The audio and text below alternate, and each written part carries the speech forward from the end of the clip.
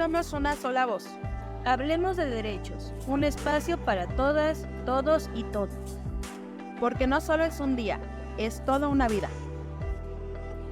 Comenzamos. Hola, ¿cómo están? Hola. Hola, Buenas bienvenidos. tardes, Estamos en Michelle. este nuevo episodio de Hablemos con Derechos y tenemos unas invitadas, la verdad, muy buenas. Muy Otra vez nos especiales, acompaña muy Alexia VIP. Medina, que ya se está haciendo parte de Hablemos de Derechos. Exacto. Vamos a poner una Y sección especial de Alex. sí, y también tenemos a Frida Gómez, que nos hizo el favor de estar con nosotros. Hola Frida, ¿cómo Hola, estás? Frida. Hola, estoy contenta de estar con ustedes. Ay, nosotras más. Y nosotras mucho Nosotras más. estamos más emocionadas. Y el tema Hola que Frida. traemos está muy interesante, ¿verdad, David? Ay, sí, no, la verdad es de que está bastante bueno este episodio, está fuerte, pero Fuerte, pero la bueno. verdad es de que, pues sí, hace falta que hablemos de este tema en especial. Esta Frida es activista, entonces háblanos un poquito de a lo que te dedicas, Frida. Bueno, pues hago bastantes cosas distintas. Principalmente soy abogada y desde el derecho ayudo a víctimas de violencia vicaria y a mujeres que han sufrido distintos episodios de violencia machista. Además, escribo, tengo una columna en SDP Noticias en donde cuento también parte de las historias de las mujeres que conozco, su manera en la que logran reponerse y un poco del camino que toca luchar para reconocer ciertos derechos y cuando tengo tiempo libre me gusta bastante construir camino espiritual en yoga, entonces he encontrado en actividades como el yoga pues un espacio muy interesante para sanarnos. De pronto creo que cuando las mujeres estamos en episodios de violencia y salimos de estos lugares, Hola. además de las denuncias, pues el camino interesante es el de la sanación. Claro, no, pues es muy, Pues sí, muy podóloga. importante, ¿no? Eh, ¿Tú cómo decides ser activista? O sea, ¿de dónde sale esta idea o cómo empiezas este camino para empezar a ser activista? Creo que no es una decisión como tal que uno tome por elección propia. Al menos en mi caso, la vida me fue llevando a la necesidad de hacer activismo para la propia supervivencia. Yo soy una mujer sobreviviente. Tuve un episodio que casi me quita la vida en 2017 y en esa misma relación perdí una bebé y justo hoy es como el día en que se cumple aniversario de la muerte de quien en un momento fue mi bebé. Y ella murió muy bebé, pero tuvo una continuidad, digámoslo, aún sin estar aquí, porque cuando ella fallece, pues ella tenía 2 meses, era una bebita, pero la razón por la que ella se va tiene como trasfondo que había situaciones de violencia desde mi embarazo. Entonces, cuando yo comienzo a buscar justicia, me tocó primero con que en las instituciones se mueven las cosas por corrupción y por dinero. Y en ese momento, pues yo no tenía ni contactos para tener corrupción y tampoco tenía ni siquiera dinero para contratar a un abogado. Entonces, yo en aquel momento estaba apenas terminando la carrera y cuando todo va avanzando, pues encuentras en los espacios de activismo y en los espacios de mujeres justo un lugar seguro que te acompaña en este camino, que te hace tener todas las herramientas. Yo en el feminismo encontré abogadas, en el feminismo encontré amigas, en el feminismo encontré una nueva forma de vivir y yo llego al feminismo un poco como muchas de nosotras llegamos a partir de sobrevivir a un episodio, de no entender qué está pasando y de pronto de toparnos con una red que se vuelve tu manada, que se vuelven las que te dicen que te van a cuidar, que te escuchan, que te ayudan, que no estás sola. Y con el paso del tiempo, pues yo fui agarrando ciertas herramientas y ciertos aprendizajes que ahora me permiten, pues, hacer lo mismo que hicieron conmigo otras mujeres, que es ayudarlas a superar momentos difíciles de sus vidas. Sí, me imagino que ha de haber sido un momento, pues, de lucha, pero al final, pues, ayudó, ¿no? O sea, o sea, no quiero poner palabras en boca que tal vez tú no sientas o que no sea lo que tú quieras expresar, pero lo que yo podría entender es, te ayudó también para ayudar a alguien más, ¿no? A sanar a más personas. Entonces, mi siguiente pregunta es, ¿a qué otros retos te has enfrentado, pero ya estando en esta posición para ayudar a más personas, ¿no? O sea, ¿qué retos has tenido a lo largo de este proceso o de este proyecto? Cuando las mujeres se acercan a denunciar, a pesar de que hay bastante difusión sobre romper los círculos de violencia y te dicen en los comerciales que no te aguantes, esto no siempre está activo en las personas que te reciben en un ministerio público. Entonces, el gran problema de nuestro sistema en general es que cuando tú como mujer llegas a una fiscalía, las personas que están en esa fiscalía a veces sí tienen sensibilidad y perspectiva de género para escucharte, pero en muchas ocasiones no la tienen. Entonces, creo que nos hemos comprado este mito de que las víctimas inmediatamente y únicamente tienen que ir a denunciar. Y yo creo que lo más importante antes inclusive del proceso de iniciar una denuncia es tener contacto con una red de apoyo que te pueda brindar acompañamiento psicológico y emocional. Y creo que ahí ha estado el gran obstáculo. Cuando yo ya conozco a veces los casos, es porque han estado en muchos lugares, ya iniciaron denuncias, han tratado de tener juicios, están desgastadas.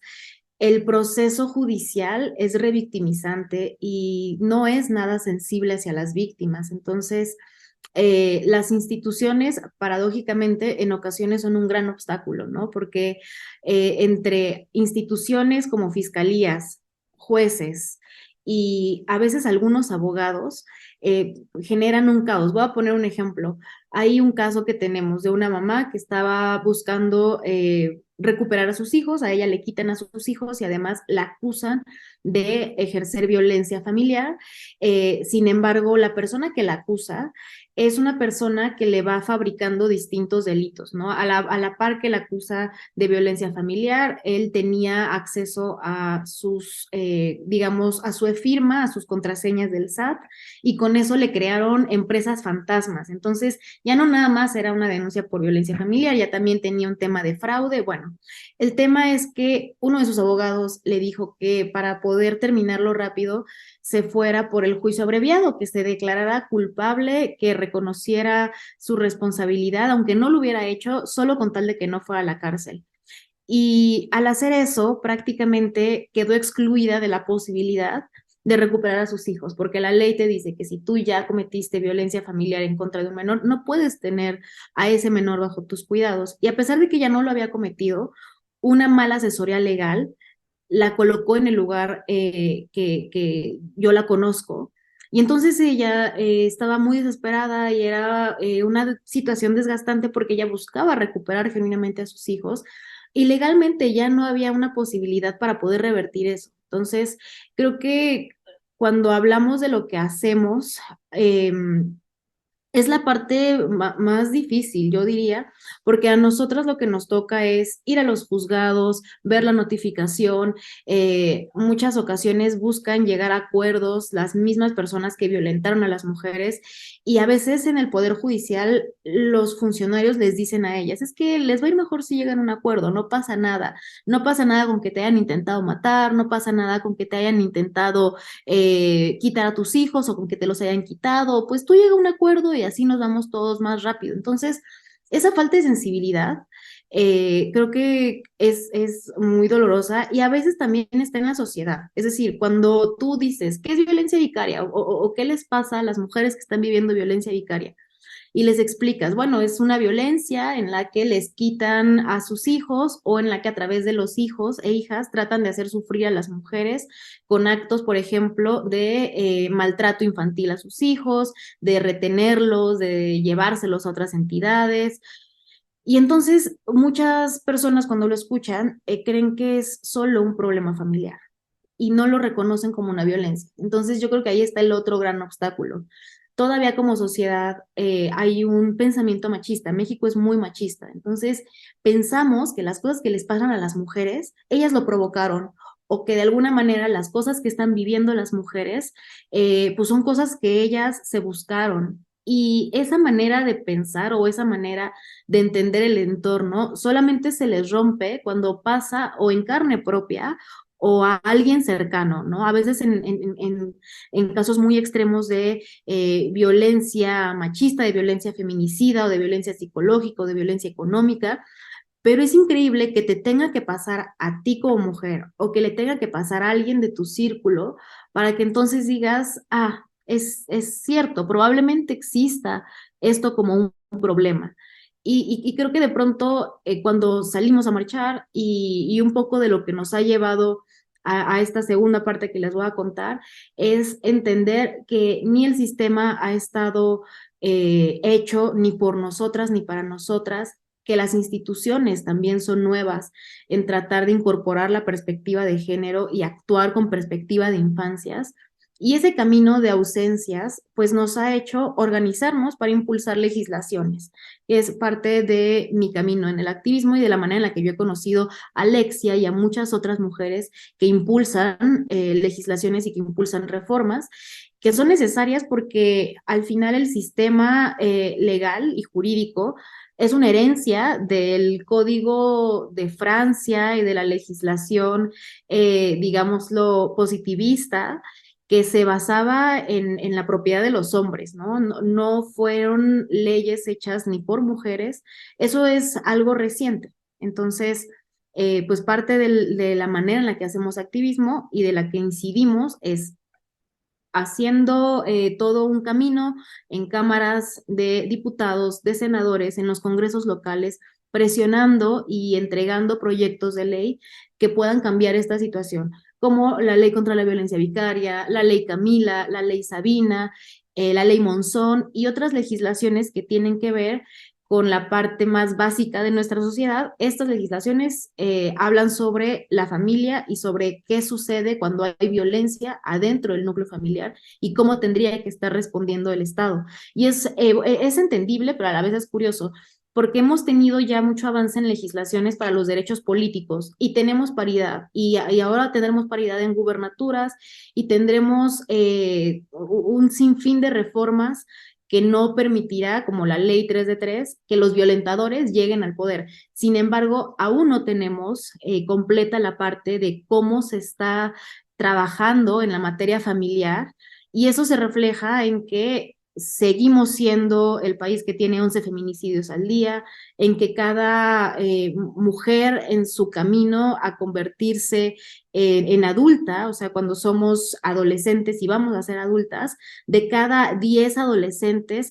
al menos 7 viven violencia en el noviazgo y así llegan a la vida adulta, así llegan a convertirse en mujeres. Entonces, pues ese es como el gran pendiente que tenemos con todo y los derechos que ya se han logrado, la gran ausencia y el gran, pues yo diría la gran deuda que tenemos es un poder judicial, una fiscalía y un sistema, un proceso que sea totalmente claro y que sea totalmente respetuoso de los derechos de las mujeres y de las niñas y de los niños. Como conciencia, ¿no? O sea, tienes toda la razón. O sea, no es algo que esté creado para las mujeres. Y más ahorita, a mí me ha pasado, tengo familiares que han sufrido violencia vicaria, pero te estoy hablando de hace, ¿qué te gusta? 20 años. Y no había un término que lo especificara, sino justo era de, ah, pero de seguro se lo buscó, ah, pero ¿qué le hizo? Ah, ¿no? Y apenas ahorita se está ya teniendo como un término, ¿no? Para poner esta violencia. Sí, no, la verdad es de que hablamos de la importancia de seguir apoyando pues estos movimientos porque pues al final de cuentas, como dices, la sociedad importa mucho y hay veces que inclusive hasta la propia familia, por decir, yo conozco y un caso muy claro pues es el de mi suegra, que hace muchos años se separó, mi esposo obviamente estaba chiquito y realmente, o sea, el papá de mi esposo, o sea, la quería lastimar por medio de él, ¿no? O sea, se lo quería quitar y quería, o sea, hacerle daño a ella, ¿no? Y antes, pues decía, pues es que es su papá y lo está reclamando, ¿no? Pero realmente este término de violencia vicaria, pues no se escuchaba para nada antes, o sea, era así como súper normal, Ujú, pero justo. muchísimos casos fueron así, o sea, de que el papá realmente quería quitarle a los hijos o no les quería dar dinero para perdón, para la manutención, para dañar a su mamá. Y eso no se reconocía tal cual. Y se hacía súper normal y era así como de, ay, pues es que, y inclusive los propios familiares apoyan o apoyaban a estas personas para poder, este, seguir, ¿no? O sea, lastimando, o sea, no sé, inclusive hasta llegué a escuchar que mamás de los papás que no querían hacerse cargo de, sí, quítale al hijo y pídele y déjala sin nada y todo, o sea, la propia mamá, Ujú. ¿no? O sea, entonces dices, o sea, Sí, ahí, suena ¿qué a es lo que está un, pasando en nuestra sociedad, ¿no? claro. Y hoy en día ya se escucha más, pero antes era súper común. Y a su perspectiva, ¿creen que ha avanzado, o sea, no sé, pongamos una fecha, ¿no? 20 años para acá, ¿sí ha avanzado en algo? O sea, como esta parte de reconocer a la violencia vicaria, de eh, poner actuar ante esta parte, pero ¿creen que haya avanzado algo o seguimos como hace 20, 30, 40 años atrás? Es que justo creo que antes se veía como algo normal. Apenas le estamos poniendo el acento en que esto es una forma de violencia. Y cuando digo que apenas me refiero a que en este año y el año anterior probablemente se abrió el debate sobre la maternidad, porque siempre decimos cuando promovemos el aborto, decimos, es que queremos elegir, o sea, yo quiero elegir si lo tengo o no lo tengo. Entonces, mi derecho a decidir está en que yo pueda abortar. Sin embargo, nunca hemos abordado en qué va a hacer el Estado y en cómo va a garantizar la seguridad de las madres que deciden sí tenerlo, ¿no? Entonces, si una mujer elige la maternidad y elige maternar, ¿cómo va a maternar de forma segura?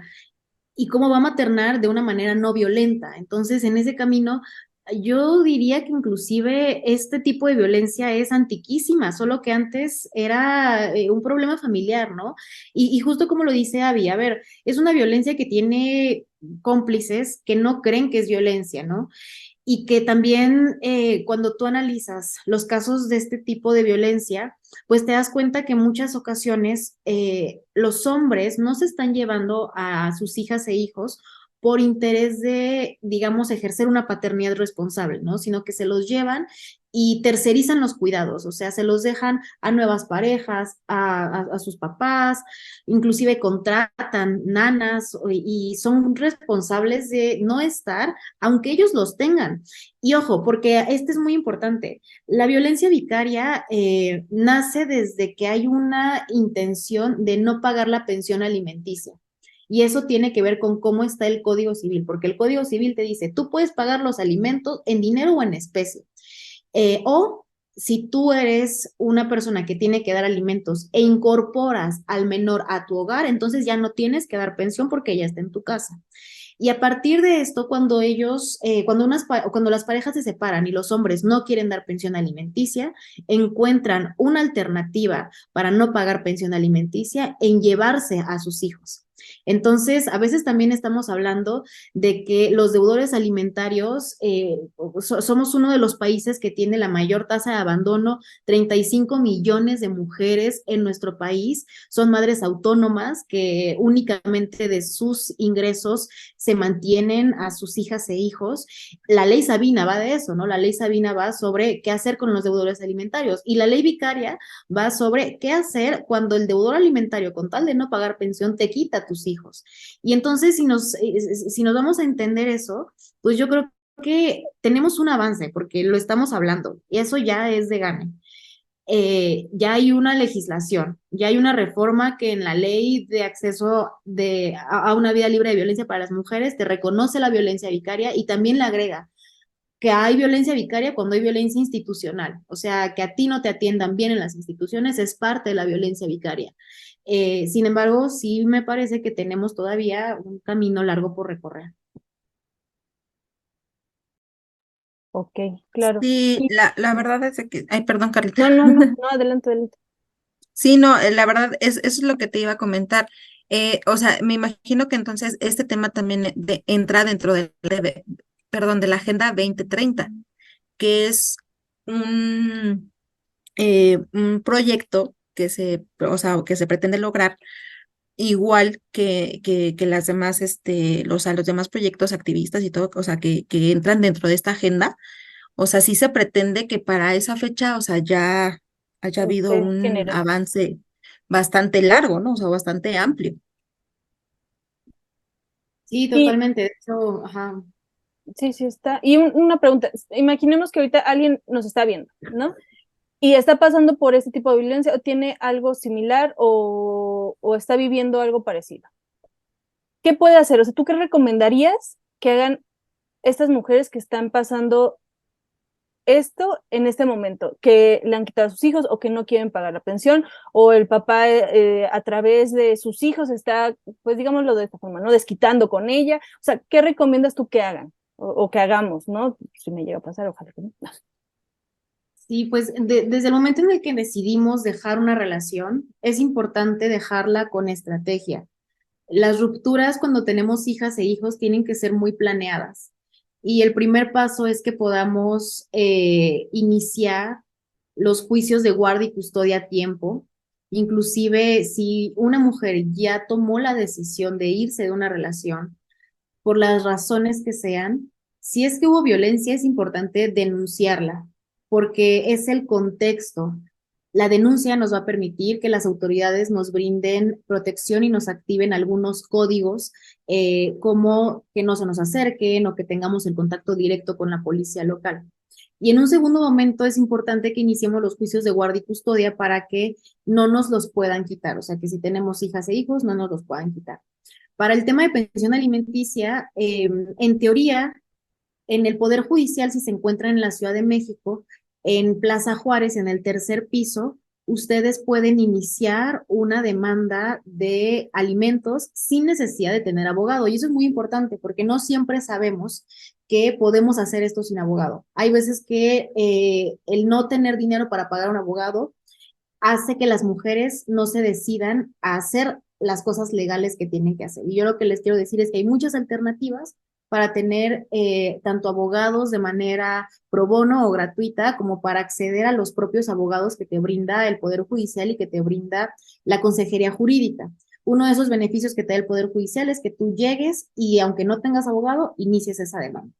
Y en un tercer momento, para cuando ustedes decidan tener esta separación, es importante planear en dónde vas a vivir, quiénes van a ser tu red, tus redes de apoyo, si es que tienes trabajo o no tienes trabajo, si tienes ingresos o no tienes ingresos. A veces depende mucho también de la edad que tienen los menores, pero sí es muy importante que tengas planeado lo más básico.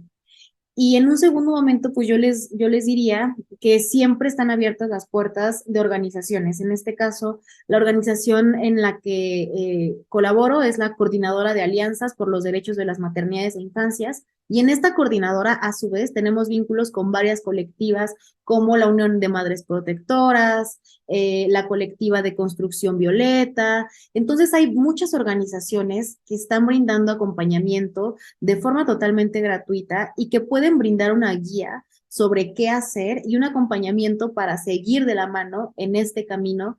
Y pues en ese espacio tienen las puertas abiertas, tenemos chats en donde damos tanto una especie de como contención grupal, como también espacios en donde tenemos abogados, preguntas y respuestas y que podemos ahí organizarnos para ayudarles.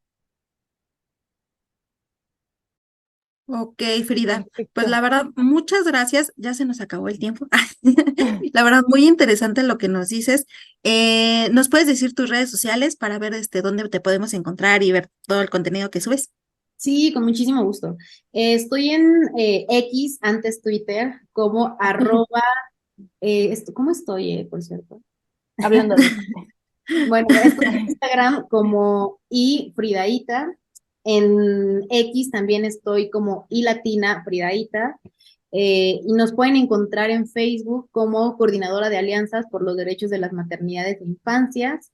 Y pues nada, yo les quiero decir que les deseo mucho éxito en este proyecto. Me ha dado muchísimo gusto estar platicando hoy con ustedes. Si quieren hacer preguntas en los comentarios, algo, Sí, ya por nos favor. aventaremos después varias respuestas, porque es un tema muy amplio Sí. y yo les quiero animar a que si ustedes no son felices en una relación y tienen hijas e hijos, no se detengan por sus hijas e hijos, porque quedarse a veces es peor que irse y encontrar paz. Entonces, siempre es mejor tener paz que estar en un lugar hostil y violento. Y aquí estamos para ustedes cuando nos necesiten. Con muchísimo gusto las vamos a ayudar.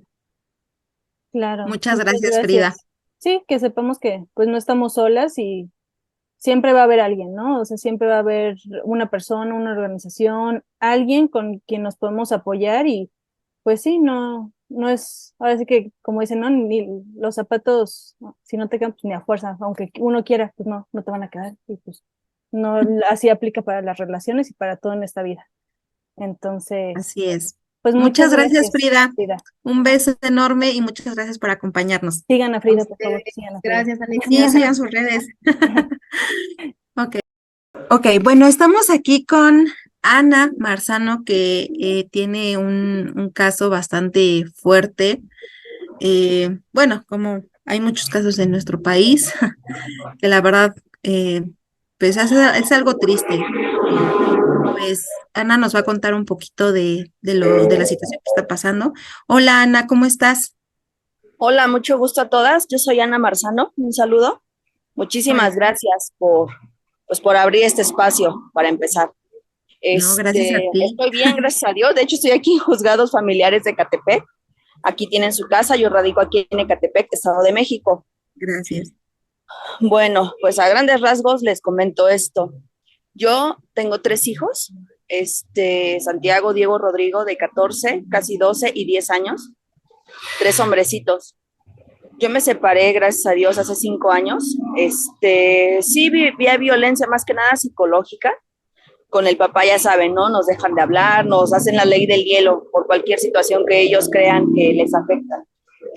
Entonces, yo me separo porque el tipo es infiel, tiene sus detalles y pues la amante vivía enfrente de mi casa, que es casa de ustedes. Eso ya, como sea, pasa. Pero a partir de ahí vino más violencia, vino la violencia económica, la violencia patrimonial y con ello vino también la violencia vicaria. En mi caso no sustrajo a mis hijos, yo los tengo la custodia definitiva de mis hijos, pero aquí la situación con él es que me quiere quitar a mis hijos.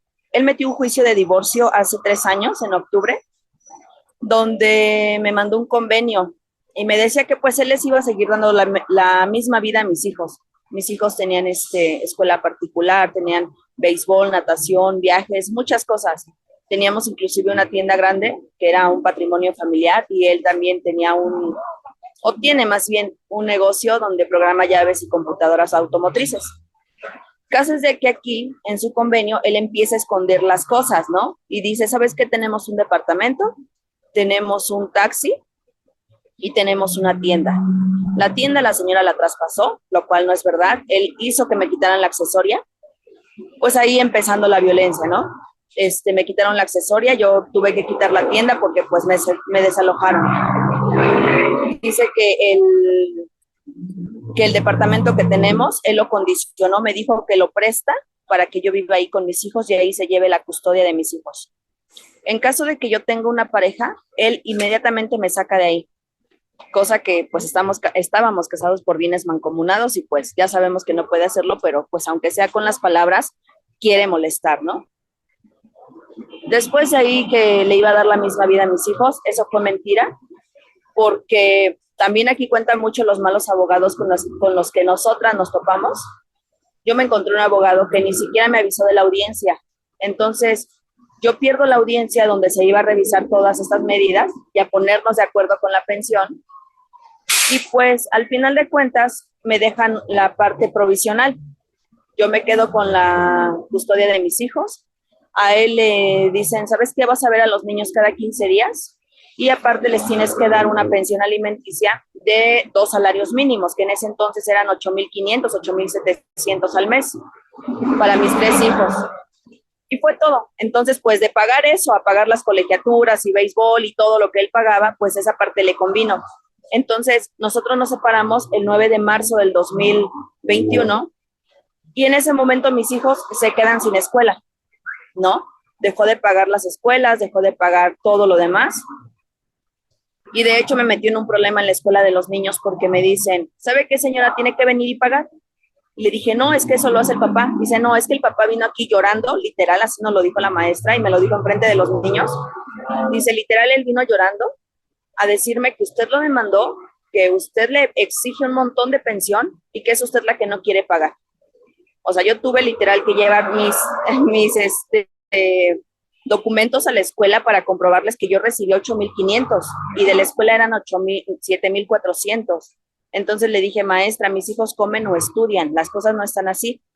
Entonces, pues ya dice, mamá, discúlpeme, mire, es que el señor vino y nosotros le creímos. Dije, sí, está bien, o sea, no tengo ningún problema, pero pues así. Mis hijos estuvieron entra y sale de clases porque el tipo no quería pagar escuelas. Fue el último año que estuvieron ahí, les quitó todo, realmente les quitó económicamente, les quitó todo a mis hijos. Yo no tuve que obligarlo a que no los viera, como él dice que yo no dejo que vea a mis hijos, eso no es verdad.